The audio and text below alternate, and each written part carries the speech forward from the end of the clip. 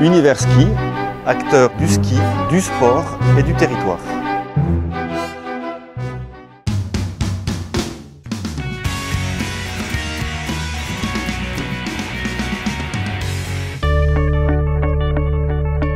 À Arçon, dans le Haut-Doubs, les biathlètes tricolores ont pu de nouveau porter un dossard. Un moment attendu car arrivant au terme d'une préparation estivale intense en cette année pré-olympique. Ces championnats de France d'été tombaient donc à point nommé. Après le sprint, lors duquel Martin Fourcade a mis tout le monde d'accord le premier jour, c'est Jean-Guillaume Béatrix qui remporte le titre pour la poursuite. Une victoire que le biathlète d'Autran doit au numéro 1 mondial, qui l'a attendu pour partager un dernier tour au coude à coude. C'est une sorte de cadeau qu'il m'a fait. En fait, s'il a fait ça, c'est pas pour rien aussi. C'est parce que on est dans une phase de préparation, une phase où ces courses viennent un peu valider le cours du travail. Et le vrai but, c'était pas vraiment pour lui le titre de champion de France, il en a déjà plein. C'était de se faire mal dans un dernier tour. Et du coup, en le faisant ensemble, on est allé beaucoup plus loin dans nos retranchements que ce qu'on aurait fait si on avait été chacun de nos côtés. Le titre, disons que c'est un petit bonus, mais ce que je suis venu chercher aujourd'hui, c'est surtout valider une étape de ma préparation. Ouais, j'ai fait 2 tours au dernier tir pour qu'on puisse ressortir ensemble. J'en aurais fait 3 s'il avait tourné lui, mais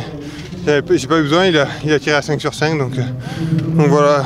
Après, dans le dernier tour, il y a une belle bagarre. Jean-Guillaume est un peu meilleur que moi. J'arrive à revenir et il manque pas grand-chose pour que je passe sur le sprint. Mais voilà, je crois qu'il a été fort.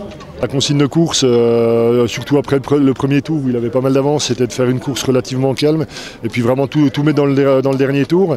Et comme il n'était pas très bien, il a préféré attendre Jean-Guy. Il était plus sûr de pouvoir se faire la peau, comme on dit, dans le dernier tour, parce qu'il m'a dit que tout seul, il s'en sentait pas capable. Derrière, belle bagarre pour la 3e place entre Alexis Boeuf, Simon Détieux, Florent Claude et Jason Dupertuis. Avec 2 pénalités au tir, c'est le biathlète d'Hauteville dans l'Ain qui prend l'avantage et monte sur la 3e marche du podium. Plutôt satisfait, oui, ça s'est pas mal passé au tir. Après j'ai fait la course vraiment tout seul, pas dans le premier tour. Donc après ça s'est un peu décanté sur le premier tir et après j'ai vu personne, donc j'ai fait un peu ma course en solo. Côté dames, passe de 2 pour Marie-Dora Imbert qui a quitté le stade de biathlon Florence Bavrel, rassurée. Le mal de dos qui l'a inquiété cet été appartient maintenant au passé. La voilà championne de France de sprint et de poursuite.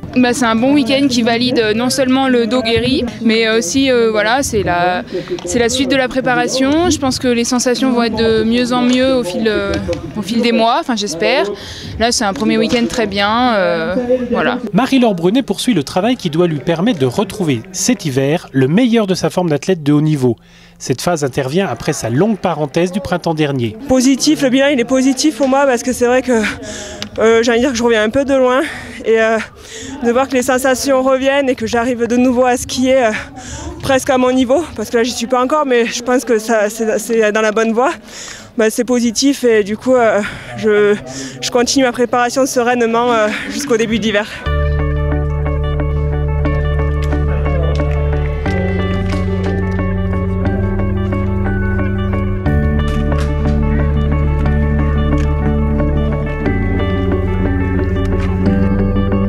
Deux semaines de repos au programme des biathlètes français, qui ensuite chausseront de vrais skis sur de la neige artificielle en Allemagne. On ira la trouver normalement dans 2 semaines, dans la neige artificielle dans un tunnel à Oberhof.